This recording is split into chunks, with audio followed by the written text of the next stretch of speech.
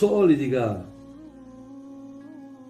شکل خواندن جنازه نیت برای زن یا طفل و یا نیت از پشت امام رو میگفتید. التماس بابای حاجی خیلی مهم است. دیگری سوال کردن که نیت نماز جنازه خود زن، خود مرد، خود طفل، خود دخترک باشد، خود بچه‌ک باشد، مثلا چگونه؟ برادرای عزیز، در نماز جنازه از همه مهم همون 4 تکبیره. خودش نماز جنازه عبارت از دعا است. نماز جنازه حکمش ویم فرض کفایه. فرض کفایهش معناش اینه که اگر ما 10 کس باشیم، یک کس که جانبی ما رفته در اون جنازه اشتراک کند، ای گردن 9 کس ساکت ہے. اینا میگن فرض کفایه. برای همین یعنی عبارت همین 4 تکبیرش مهمه. همین 4 تکبیر مهمه. یعنی وقتی که ما آمدیم، امام در راست همون سینه مرده میستد و همونجا نیت میکنه. نیت کردن بگذارن 4 تکبیری صلات جنازه. روی آوردن به قبله، قبله به جهت کعبه، خالصا لله تعالی، الله اکبر.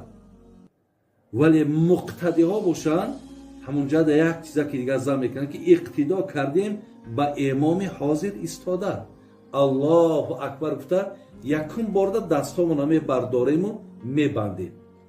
دیگر دستامون بعد اینجا سبحانک اللهم و بحمدک و تبارک اسمک و تعالی جدک و لا اله غیرک. ایرا میخونیم، امام هم میخونه، ما هم میخونیم. امام الله اکبر که گفت، ما هم الله اکبر میگیم. انمی تکبیرها را گفتن برادرای عزیز، ای همه مهم در جنازه همینه، تکبیرها را گفتن. زیرا که آدمی که اگر بیاد مثال 3 یا 4 رکعت دیرا کند، بیا که تکبیر اول گفته شده است، همینجا باید چه خیلی قضا داره میره.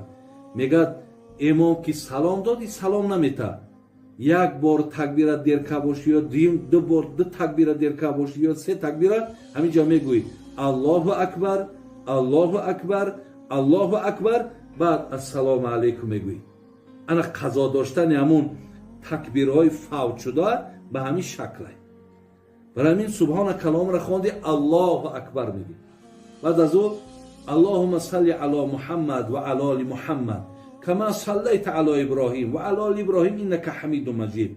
اللهم بارک علی محمد و علی آل محمد کما بارکت علی ابراهیم و علی آل ابراهیم انک حمید مجید. اینجا دم با الله اکبر امام میگه، ما هم میگیم. انا که 4 ده بعد دعا میکنیم.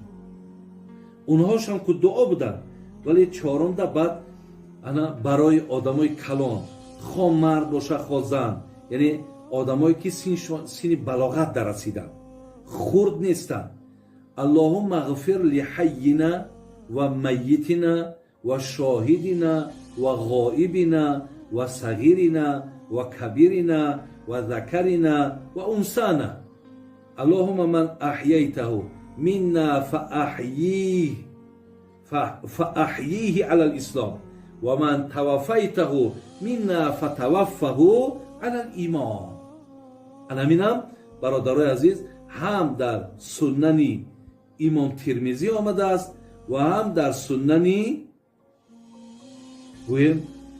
ابو داود آمده است. همین دعایی که من خواندم. باز برادرای عزیز و گرامی، برای با پرتر معلومات پیدا کردن تون، انا در سنن ابو داود در حدیث 3201 آمده است، در سنن ترمذی در 1024 آمده است. ولی در صحیح مسلم و با در سنن ترمذی از جناب عوف ابن مالک اشجعی آمده است که پیامبر را در یک جنازه شنیدم که این گونه دعا کردن، در جای همین اللهم اغفر لحینا، اگر این دعا را که کنین جایز بوده است.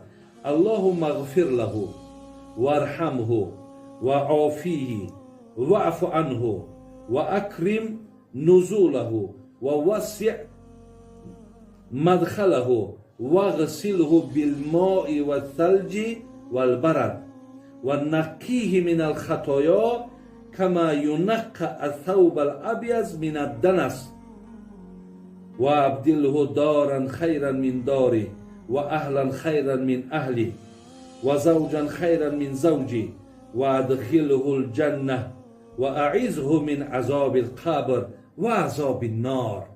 همین عوف ابن مالک اشجعی میگه من همین دعا را از پیغمبر در یک جنازه شنیدم. بعد چی میگه همین عوف ابن مالک اشجعی؟ میگه گفتم ای کاش که در جای همون مرده من میشدم که این قدر خیری که پیامبر در این داخل دعا در حق این مرده کرد، کاش که در جای مرده من میشدم. یعنی این ترسم برادر عزیز هست که اگر از اینها شما مثال استفاده برید. ولی برای کودک اگر بچه باشد میگیم اللهم جعل لنا فرتاو و جعل لنا اجرا و زخرا و جعل لنا شافعا و مشفعا. اگر دختر باشه فقط ضمیرها عوض میشود. اینجا اللهم جعل لنا گفتیم دخترک ده، اللهم جعل لنا فرتا و جعل لنا